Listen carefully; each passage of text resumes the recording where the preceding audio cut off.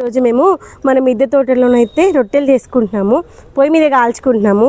అక్కిలు చేస్తున్నారు చూడండి. ఆ పెంక తీసేసి ఆయిల్ వేసేసి ఇంకా దాన్ని మొత్తం ఇంకా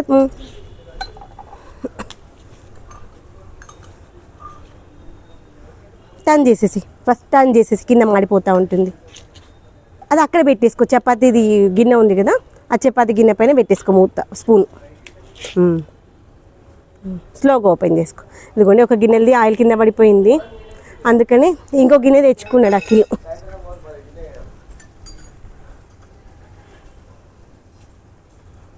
అట్లా కట్టెల పొయ్యి మీద వంట చేసుకొని తింటే అసలు ఆ ఫీలే వేరుగా ఉంటుంది కదా.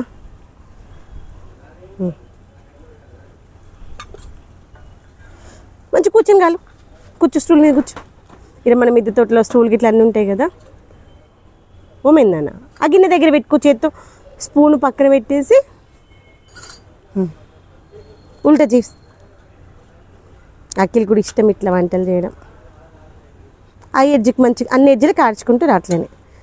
ఎందుకంటే స్టవ్ పైన కంటే కట్టెల పొయ్యి చాలా తొందరగా మండితే తొందరగా వేడవుతుంది తెలుసా. అనిపిస్తుంది నీకు స్టవ్ పైన ఇంత తొందరగా గాలది.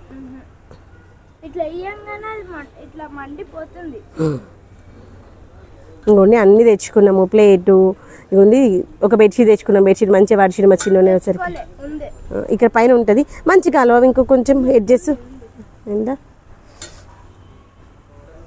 యూట్యూబ్లో చూస్తూ ఉంటారు కదా, వాటిని ఫాలో అవుతూ కూడా చాలా టెక్నిక్స్ చేస్తూ ఉంటారు. పిల్లలకి కాసేపు వంట పని కానీ అన్ని పనులు వదిలిస్తూ ఉండాలి. ఇంకో అప్పుడు ఏంటంటే అట్లా ఫోల్డ్ చేసినావు కదా, అంటే అప్పుడు ఈజీగా ఉంటుంది.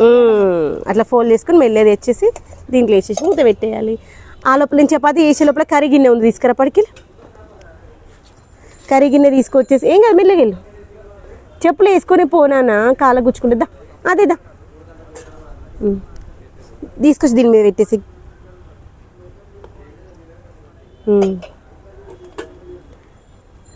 స్పూన్ అక్కడ ఉంది చూడు ప్లేట్లో, టిఫిన్ ప్లేట్లో.